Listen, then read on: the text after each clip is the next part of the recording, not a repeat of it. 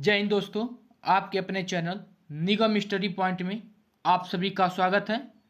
मैं उम्मीद करता हूं आप सभी बहुत ही अच्छे होंगे और आप सभी की पढ़ाई बहुत ही अच्छी चल रही होगी और आगे ऐसी निरंतर चलती रहेगी।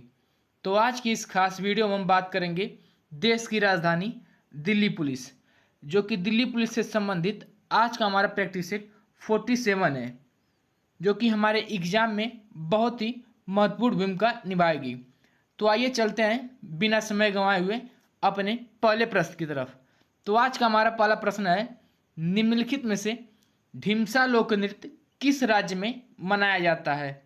Option A Orissa, option B Andhra Pradesh, option C Punjab, option D Haryana.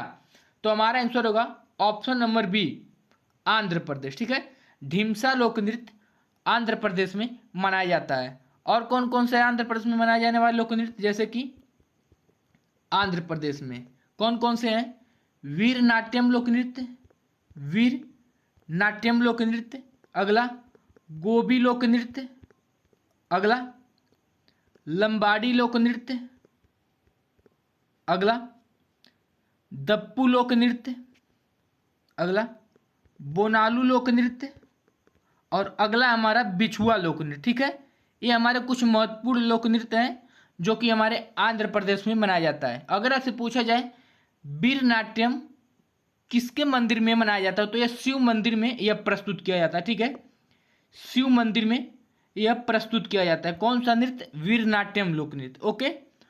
और गोबी लोक नृत्य, गोबी लोक नृत्य यह विशेष रूप से विवाहों में किया जाता है। ठीक है, गोबी लोक नृत्य विशेष रूप से विवाहों में किया जाता है, गोबी लोक नृत्य। अगला प्रश्न हमारा, निम्नलिखित में से बुद्धादित्य मुखर्जी किस वाद्य यंत्र से संबंधित हैं? Option A sitar, option B tabla, option C shehnai, option D violin. तो हमारा आंसर होगा ऑप्शन नंबर ए सितार। ठीक है, बुद्धादित्य मुखर्जी सितार से संबंधित हैं। और कौन कौन से हैं जैसे सितार से संबंधित प्रमुख व्यक्ति, हमारे एग्जाम के लिए मोस्ट इंपॉर्टेंट है। सितार से संबंधित व्यक्ति कौन कौन से हैं, जैसे कि पंडित रविशंकर, अगला विलायत खान, अगला हमारे उमा शंकर मिश्र,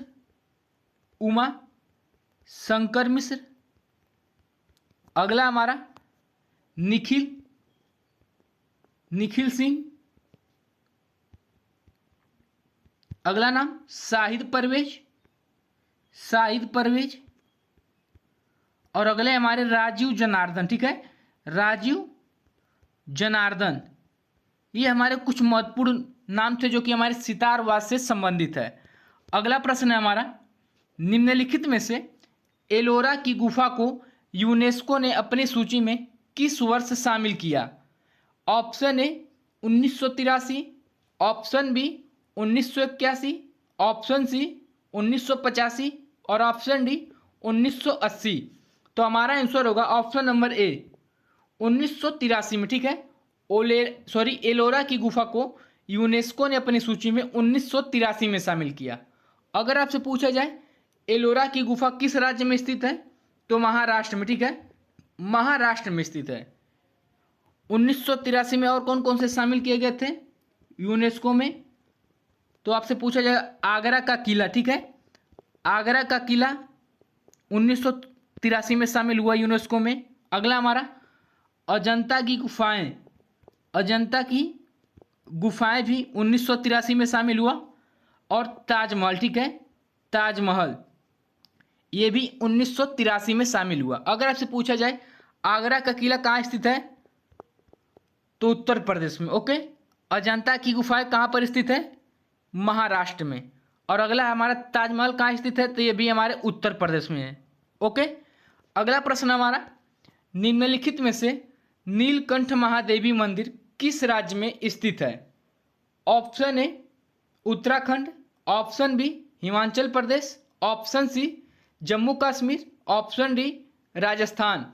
तो हमारा आंसर होगा ऑप्शन नंबर ए उत्तराखंड में। ठीक है, नीलकंठ महादेवी मंदिर उत्तराखंड में स्थित है। और कौन कौन से महत्वपूर्ण मंदिर जैसे कि उत्तराखंड में स्थित है, जैसे कि बद्रीनाथ मंदिर, बद्रीनाथ मंदिर। अगला हमारा केदारनाथ मंदिर, केदारनाथ मंदिर। सुरकंडा देवी, सुरकंडा देवी मंदिर, सुरकंडा देवी मंदिर।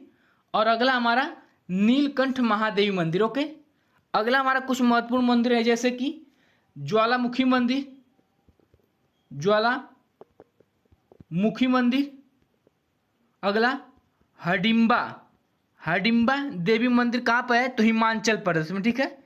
ज्वालामुखी मंदिर, हडिम्बा देवी मंदिर हिमाचल प्रदेश में स्थित है। अगला हमारा दिल्ली में स्थित मंदिर, ठीक है, नई दिल्ली में स्थित कुछ प्रमुख मंदिर जैसे कि कौन कौन है, अक्षरधाम, अक्षरधाम मंदिर। अगला किलकारी भैरव मंदिर, किलकारी भैरव मंदिर। अगला कालकाजी मंदिर, ठीक है, कालकाजी मंदिर। ये कहाँ पर स्थित है, तो नई दिल्ली में स्थित है। ओके, अगला प्रश्न है हमारा, निम्नलिखित में से जिम कॉर्बेट राष्ट्रीय उद्यान किस राज्य में स्थित है। Option A Andhra Pradesh, option B Uttarakhand, option C Himachal Pradesh और option D Jammu Kashmir. Okay, तो हमारा आंसर होगा ऑप्शन नंबर बी उत्तराखंड में, ठीक है। जिम कॉर्बेट राष्ट्रीय उद्यान उत्तराखंड में स्थित है। अगर आपसे पूछा जाए भारत का पहला राष्ट्रीय उद्यान कौन सा है, भारत का पहला राष्ट्रीय उद्यान कौन सा है, तो आप बताइएगा जिम कॉर्बेट, ठीक है, जिम कॉर्बेट राष्ट्रीय उद्यान। ओके, अगर आपसे पूछे इसका पुराना नाम क्या है, जिम कॉर्बेट का पुराना नाम क्या है, तो हैली नेशनल पार्क, ठीक है, Hailey National Park. Jim Corbett का पुराना नाम क्या है, हैली नेशनल पार्क। अगर आपसे पूछा जाए यह किस वर्ष नाम बदला गया था, ठीक है, हैली नेशनल पार्क से जिम कॉर्बेट नाम किस वर्ष रखा गया था, तो 1957 में एक महान प्रकृतवादी स्वर्गीय जिम कॉर्बेट के याद में नाम बदला गया था, ठीक है, जिम कॉर्बेट के याद में यह नाम बदला गया था, ठीक है। हैली नेशनल पार्क से क्या नाम रखा गया था, तो जिम कॉर्बेट नेशनल पार्क। कब बदला गया था, 1957 में।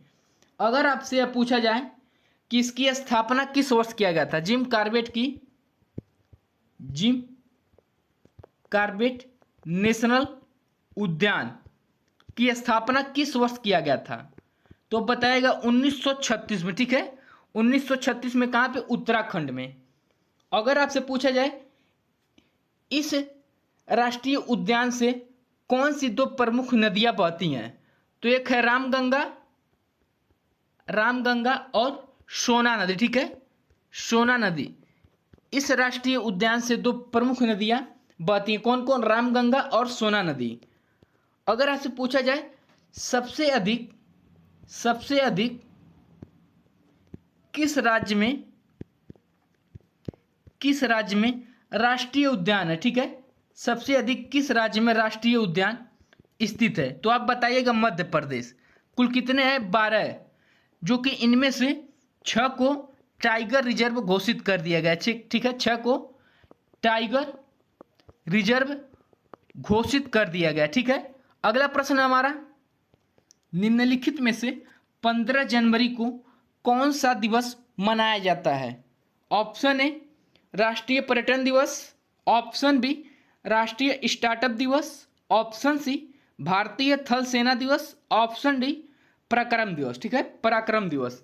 तो हमारा आंसर होगा ऑप्शन नंबर सी भारतीय थल सेना दिवस, ठीक है, 15 जनवरी को भारतीय थल सेना दिवस मनाया जाता है। और कौन कौन से हैं जनवरी में मनाए जाने वाले महत्वपूर्ण दिवस, जैसे कि 16 जनवरी को राष्ट्रीय स्टार्टअप दिवस मनाया जाता है, अगला हमारा पराक्रम दिवस कब मनाया जाता है? तो 24 जनवरी को मनाया जाता है, 24 जनवरी को, 24 जनवरी को। अगला हमारा राष्ट्रीय पर्यटन दिवस कब मनाया जाता है? तो 25 जनवरी को, ठीक है। 25 जनवरी को राष्ट्रीय पर्यटन दिवस मनाया जाता है। और राष्ट्रीय स्टार्टअप दिवस कब मनाया जाता है? अभी आपको बताया है कब, तो 16 जनवरी को, ठीक है। और कुछ महत्वपूर्ण है, कौन कौन से, जैसे कि 25 जनवरी को और क्या मनाया जाता है? तो राष्ट्रीय मतदाता दिवस, ठीक है, राष्ट्रीय मतदाता दिवस। और क्या मनाया जाता है? एक तो राष्ट्रीय पर्यटन दिवस, ठीक है, राष्ट्रीय पर्यटन दिवस। 26 जनवरी को क्या मनाया जाता है? गणतंत्र दिवस, ठीक है, गणतंत्र दिवस। अगला हमारा 30 जनवरी को क्या मनाया जाता है? 30 जनवरी को शहीद दिवस, शहीद दिवस। और एक है हमारा विश्व कुष्ठ दिवस, ठीक है, विश्व कुष्ठ दिवस। ये हमारे कुछ जनवरी में मनाए जाने वाले महत्वपूर्ण दिवस थे, जो कि हमारे एग्जाम के लिए बहुत ही मोस्ट इंपॉर्टेंट क्वेश्चन थे, ठीक है। अगला प्रश्न हमारा, निम्नलिखित में से अर्जेंटीना की राजधानी क्या है? Option A Kathmandu, option B Buenos Aires, option C Beijing, option D Ottawa. तो हमारा आंसर होगा option number B, Buenos Aires, ठीक है। अर्जेंटीना की राजधानी ब्यूनस आयरस है। और कुछ महत्वपूर्ण देश की राजधानी हमारे एग्जाम के लिए मोस्ट इंपॉर्टेंट है, जैसे कि देश की राजधानी, जैसे कि कनाडा की राजधानी ओटावा है, ओटावा। अगला हमारा मैक्सिको की राजधानी, मैक्सिको की राजधानी मैक्सिको सिटी, ठीक है, मैक्सिको सिटी। अगला हमारा संयुक्त राज्य अमेरिका की राजधानी, संयुक्त राज्य अमेरिका की राजधानी क्या है? Washington DC, Washington DC. अगला हमारा चीन की राजधानी, चीन की राजधानी बीजिंग, चीन की राजधानी बीजिंग। अगला पाकिस्तान की राजधानी, पाकिस्तान की राजधानी इस्लामाबाद, इस्लामाबाद। अगला हमारा नेपाल की राजधानी काठमांडू, क्या है? काठमांडू। अगला हमारा बांग्लादेश की राजधानी, बांग्लादेश की राजधानी ढाका। अगला श्रीलंका की राजधानी, श्रीलंका की राजधानी जयवर्धनम, जयवर्धनम पूरा कोटे, ठीक है, जयवर्धनम पूरा कोटे, श्रीलंका की राजधानी। अगला हमारा भूटान की राजधानी थिम्पू। ये कुछ हमारे महत्वपूर्ण देश की राजधानी हैं, जो कि हमारे एग्जाम के लिए मोस्ट इंपॉर्टेंट हैं। ओके, अगला प्रश्न हमारा, निम्नलिखित में से इमली में कौन सा अम्ल पाया जाता है? ऑप्शन ए कार्बनिक अम्ल, ऑप्शन बी टार्टरिक अम्ल, ऑप्शन सी लैक्टिक अम्ल और ऑप्शन डी बेंजोइक अम्ल। ओके, तो हमारा आंसर होगा ऑप्शन नंबर बी टार्टरिक अम्ल, ठीक है। इमली एवं अंगूर में कौन सा अम्ल पाया जाता है? तो टार्टरिक अम्ल। ओके, अगर आपसे पूछा जाए कार्बनिक अम्ल किस में पाया जाता है? तो सोडा वाटर में, ठीक है, सोडा वाटर में। अगला लैक्टिक अम्ल किस में पाया जाता है? तो दही में, ठीक है, लैक्टिक अम्ल दही में पाया जाता है। अगला बेंजोइक अम्ल किस में पाया जाता है? तो घास में, ठीक है, बेंजोइक अम्ल घास में पाया जाता है। कुछ अन्य महत्वपूर्ण, जैसे कि सिरका में कौन सा अम्ल पाया जाता है? सिरका में तो एसिटिक अम्ल, ठीक है, एसिटिक अम्ल पाया जाता है। अगला सेब में कौन सा अम्ल पाया जाता है? सॉरी, सेब में तो मैलिक अम्ल, ठीक है, मैलिक अम्ल पाया जाता है। अगर आपसे पूछा जाए बिच्छू या कोई भी डंक मारने वाली प्रजाति में कौन सा अम्ल पाया जाता है, जैसे कि चींटी हो गया, चींटी हो गया, बिच्छू हो गया, डंक मारने वाले में, तो इसमें होगा फार्मिक अम्ल, ठीक है, फार्मिक अम्ल पाया जाता है। अगला हमारा प्रश्न है, निम्नलिखित में से गौतम बुद्ध का प्रधान शिष्य कौन था? Option A Rahul, option B Anand, option C Upali, option D Siddhartha. तो हमारा आंसर होगा ऑप्शन नंबर सी, उपाली। ठीक है, गौतम बुद्ध का प्रधान शिष्य उपाली था। अगर आपसे यही सवाल पूछा जाए गौतम बुद्ध का प्रिय शिष्य कौन था, गौतम बुद्ध का प्रिय शिष्य कौन था, तो यही आपका जवाब हो जाएगा आनंद। ठीक है, गौतम बुद्ध का प्रिय शिष्य आनंद था। कौन था? आनंद। और प्रधान शिष्य कौन था? तो उपाली। अगर आपसे पूछा जाए गौतम बुद्ध के बचपन का क्या नाम है, बचपन का नाम क्या है? तो सिद्धार्थ नाम है। ठीक है, और गौतम बुद्ध जी से क्या क्वेश्चन बन सकते हैं, जैसे कि गौतम बुद्ध। अगर आपसे पूछा जाए बौद्ध धर्म के संस्थापक कौन है, तो गौतम बुद्ध। ठीक है, बौद्ध धर्म के संस्थापक गौतम बुद्ध। अगर आपसे पूछा जाए इनका जन्म किस वर्ष हुआ था, तो 563 ईसा पूर्व में। और आपसे स्थान पूछे जाए तो नेपाल के तराई क्षेत्र में कपिल वस्तु के लुम्बिनी ग्राम में होता। ठीक है, लुम्बिनी ग्राम में हुआ था। नेपाल के तराई क्षेत्र में कपिल वस्तु के लुम्बिनी ग्राम में हुआ था। किनका जन्म? गौतम बुद्ध का। अगर आपसे पूछा जाए गौतम बुद्ध की माता जी का क्या नाम था, माता जी का क्या नाम था, तो महामाया। ठीक है, महामाया, जो कि ये कोलीय वंश की थी। ठीक है, इनकी माता एक कोलीय वंश की थी। अगला, इनके पिता का क्या नाम है? इनके पिता का नाम शुद्धोधन था। ठीक है, शुद्धोधन था। यह एक शाक्य कुल के प्रधान थे। ठीक है, शाक्य कुल के प्रधान थे ये। कौन? शुद्धोधन। अगर आपसे पूछा जाए गौतम बुद्ध किस वंश के थे, तो यह शाक्य कुल वंश के। ठीक है, अगर आपसे पूछा जाए कि इनकी माता का मृत्यु कब हुआ था, गौतम बुद्ध की माता का मृत्यु कब हुआ था, तो गौतम बुद्ध के जन्म के 7वें दिन इनकी माता महामाया का मृत्यु हो गया था। ठीक है, मृत्यु हो गया था। तो आपका आंसर बनता है इनका पालन पोषण कौन किया था, तो इनकी पालन पोषण इनकी मौसी प्रजापति गौतमी ने किया था। ठीक है, प्रजापति गौतमी ने किया था। इनकी पालन पोषण इनकी मौसी प्रजापति गौतमी द्वारा किया गया था। ओके, अगला प्रश्न हमारा, निम्नलिखित में से भारतीय संविधान में पंचवर्षीय योजना किस देश के संविधान से लिया गया है? ऑप्शन ए रूस, option B Japan, option B France, option C Japan, option D Canada. तो हमारा आंसर होगा ऑप्शन नंबर ए, रूस। ठीक है, भारतीय संविधान में पंचवर्षीय योजना का सिद्धांत रूस से लिया गया है। और क्या क्या रूस से लिया गया है, जैसे कि मूल कर्तव्य। ठीक है, मूल कर्तव्य।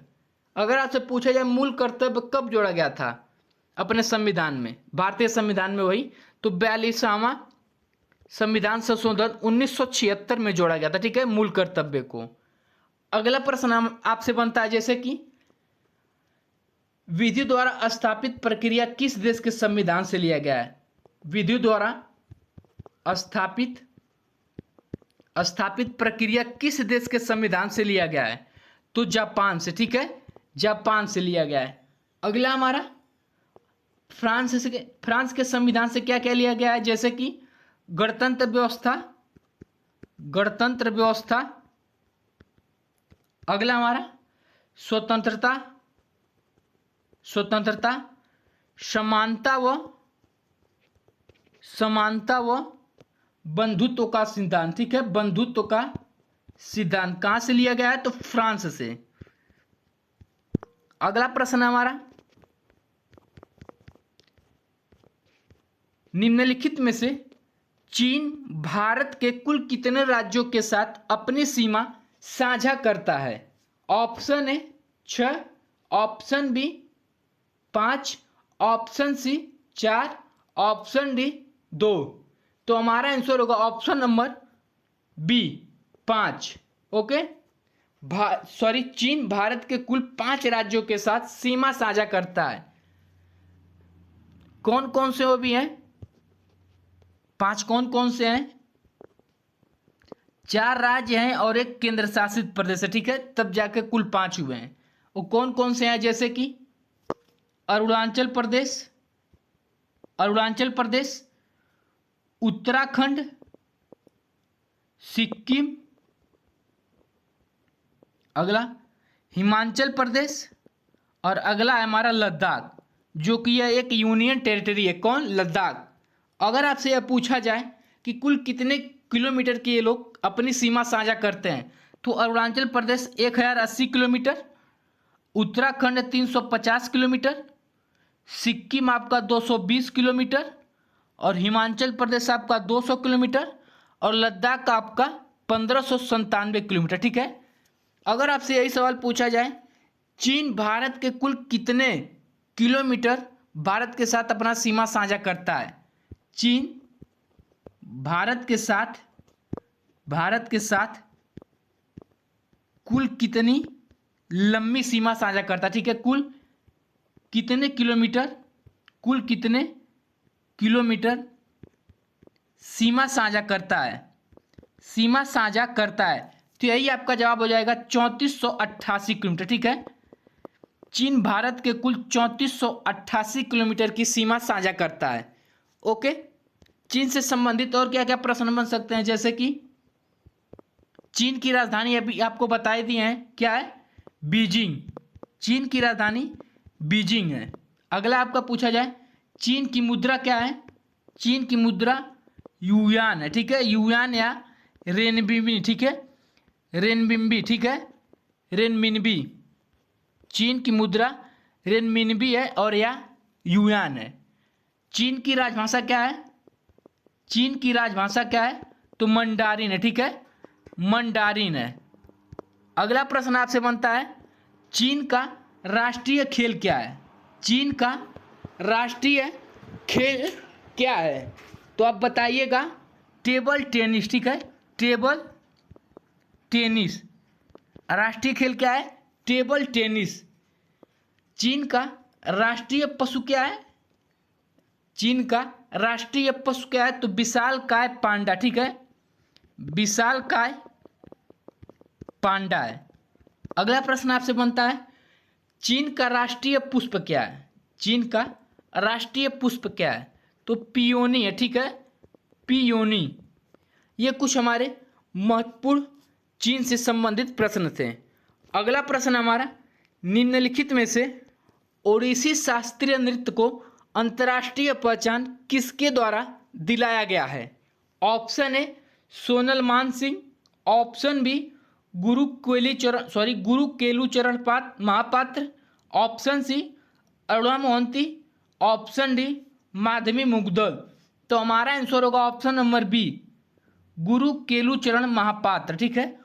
ओडिसी शास्त्रीय नृत्य को अंतर्राष्ट्रीय पहचान गुरु केलुचरण महापात्र द्वारा दिलाया गया है।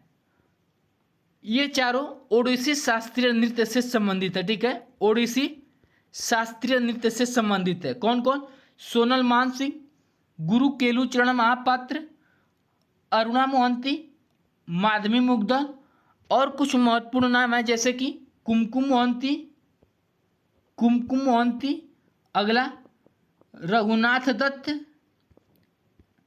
अगला हमारा उर्मिला विश्वास,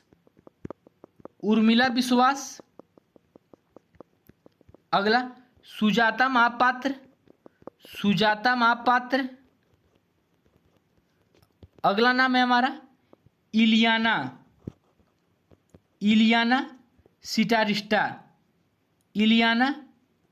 सिटारिस्टा। ये हमारा मोस्ट इंपॉर्टेंट नाम है क्योंकि हमारे देश की नहीं है, ये इटली की है, ठीक है। एग्जाम के लिए मोस्ट इंपॉर्टेंट क्वेश्चन है, इलियाना सिटारिस्टा किस शास्त्रीय नृत्य से संबंधित है? तो ओडिसी शास्त्रीय नृत्य से संबंधित है। ये कहाँ की है? तो यह इटली की है। अगर आपसे यह पूछा जाए ओडिसी शास्त्रीय नृत्य किस मंदिरों में प्रदर्शित किया जाता है? तो यह कोणार्क मंदिर में प्रदर्शित किया जाता है। ओडिशा का यह शास्त्रीय नृत्य है। ओके, अगला प्रश्न हमारा,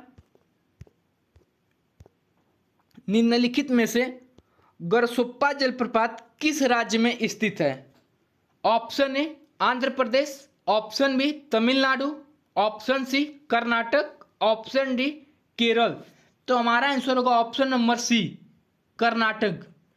गरसोप्पा जलप्रपात कर्नाटक में स्थित है। अगर आपसे पूछा जाए जोग जलप्रपात किस राज्य में स्थित है, तो यह भी कर्नाटक में, इसी का एक अन्य नाम है। ठीक है, जोग या गरसोप्पा जलप्रपात कर्नाटक के शिगोमा जिले में स्थित है। ठीक है, शिगोमा जिले में स्थित है। कहां पे? शिगोमा जिले में स्थित है। अगर आपसे पूछा जाए इसकी ऊंचाई कुल कितनी मीटर है, तो 253 मीटर। ठीक है, 253 मीटर ऊंचाई पर स्थित है जोग या गरसोप्पा जलप्रपात। अगर आपसे पूछा जाए यह किस नदी में जाकर मिलती है, जोग या गरसोप्पा जलप्रपात किस नदी में जाकर मिलती है, तो शेरावती। ठीक है, शेरावती नदी में यह मिल जाती है। ठीक है, जोग या गरसोप्पा जलप्रपात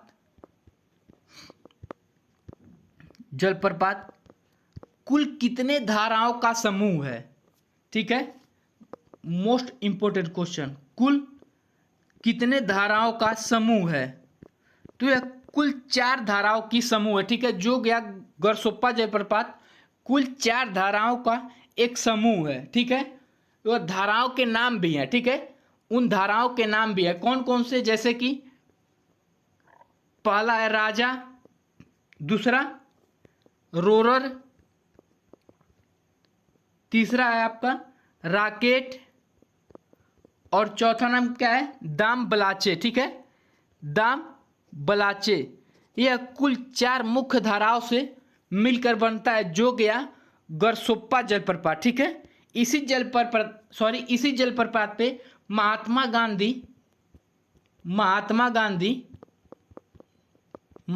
गांधी जल विद्युत परियोजना है। ठीक है, जल विद्युत परियोजना बना हुआ है, विद्युत परियोजना बना हुआ है किस पे, जोग या गरसोप्पा जलप्रपात पे। ओके, अगला प्रश्न है हमारा, निम्नलिखित में से सिंधु नदी की कुल लंबाई भारत में कुल कितने किलोमीटर है?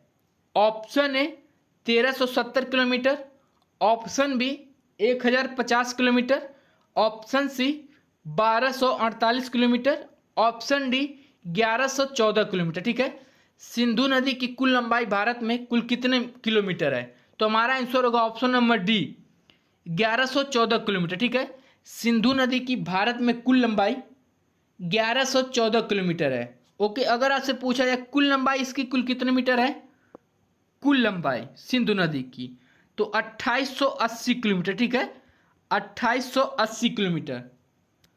अगला प्रश्न आपसे बनता है, निम्नलिखित में से द आइडिया ऑफ जस्टिस पुस्तक के लेखक कौन है? Option A Vikram Seth, option B Megasthenes, option C Amartya Sen, option D Rahul Gandhi. तो हमारा आंसर होगा option number C, Amartya Sen. ठीक है, द आइडिया ऑफ जस्टिस पुस्तक के लेखक अमर्त्य सेन है। ओके, और कौन कौन से पुस्तकें हैं इनके, तो पॉवर्टी एंड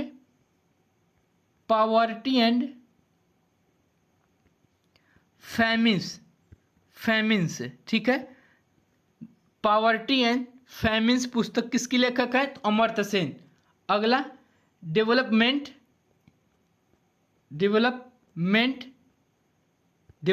एज फ्रीडम पुस्तक के लेखक कौन है, अमर्त्य सेन। ठीक है, डेवलपमेंट एज फ्रीडम पुस्तक के लेखक कौन है, तो अमर्त्य सेन। अगले हमारे कुछ महत्वपूर्ण पुस्तकें, जैसे कि इंडिका पुस्तक के लेखक कौन है, मेगास्थनीज। अगला हमारा मिताक्षरा पुस्तक के लेखक कौन है, विज्ञानेश्वर। अगला टू लिप्स पुस्तक के लेखक कौन है?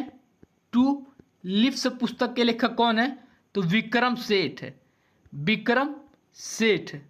अगला हमारा ए सूटेबल बॉय पुस्तक के लेखक कौन है? ए सूटेबल बॉय पुस्तक के लेखक कौन है? तो ये भी विक्रम सेठ हैं। ओके, अगला प्रश्न आज का हमारा रिवीजन क्वेश्चन है, निम्नलिखित में से भूटान का राष्ट्रीय खेल क्या है? Option A table tennis, option B तीरंदाजी, ऑप्शन सी मुक्केबाजी, ऑप्शन डी हॉकी। अगर जिस किसी को भी आंसर पता हो आंसर कमेंट बॉक्स में ज़रूर करें, और वीडियो अच्छी लगे तो वीडियो को लाइक कमेंट और चैनल को सब्सक्राइब करना ना भूलें, और बेल आइकन को ज़रूर दबाएं ताकि हमारी डेली का वीडियो आप तक पहुंचती रहे और आप अपनी आप अपनी पढ़ाई और अच्छी तरह बेहतर बनाएं। जय हिंद।